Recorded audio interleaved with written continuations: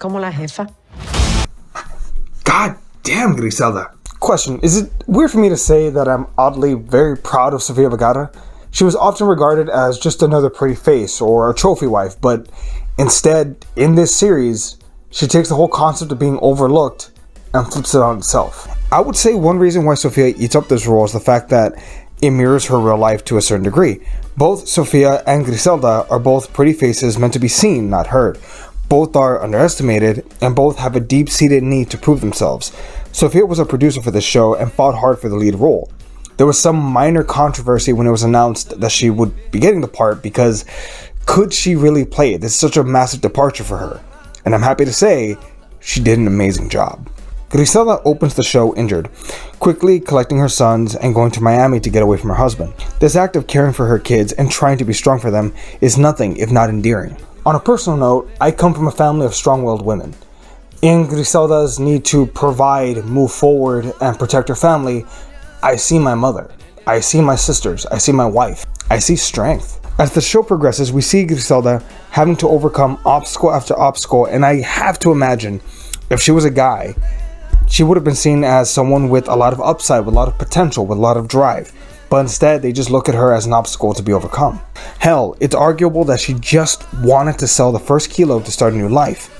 But instead, she is set on a collision course, not just with a simple drug distributor, but the entire drug scene in Miami. Griselda must survive more ordeals than anyone could ever imagine. But because her back is against the wall, she must survive. At the very least, for her 3 boys.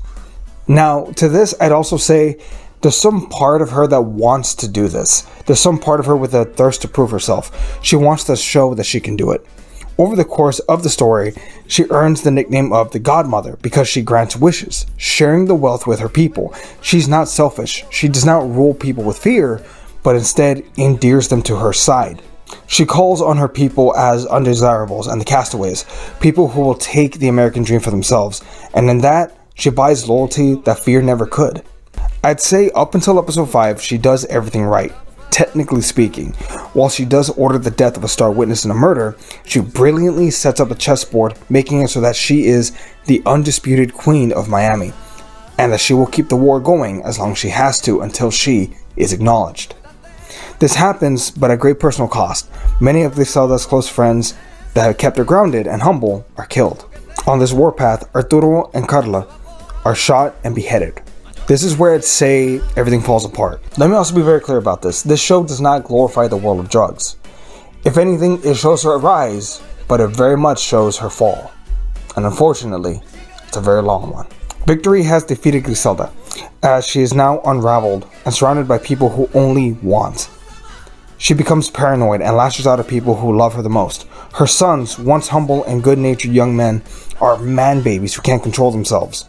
Her first bodyguard and oldest protector is nearly killed at the cost of his 2-year-old son by her orders. Her friend Carmen, who she lived with in the very beginning, turns on her after Carmen tries to kill her. No one is safe from her paranoia.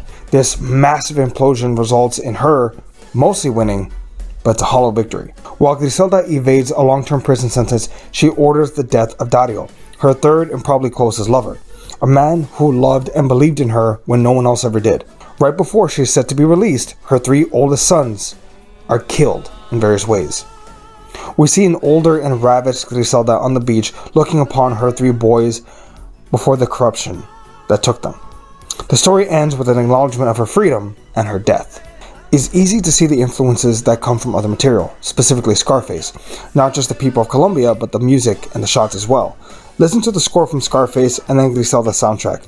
You'll find some similarities. It's not a bad thing, just an observation. It's no surprise that this show was made. In a new era of girl bosses, in a world of music and movies to modern cultural norms, this show is outstanding and entertaining, while shockingly sticking close to the source material. I also want to mention how similar this is to what Margot Robbie and even what Melissa McCarthy did. These women are being given stereotypical roles, so they had to start their own production companies. They had to make their own companies to create roles that they'd be known and taken seriously for. Margot Robbie has multiple roles, but I'd say Barbie might end up being the role that defines her. Jenna McCarthy was nominated for an Oscar for Can You Ever Forgive Me? For Sofia, My hope is that Griselda is her narcos. This is a show that hopefully propels her forward into more serious roles, if she so chooses.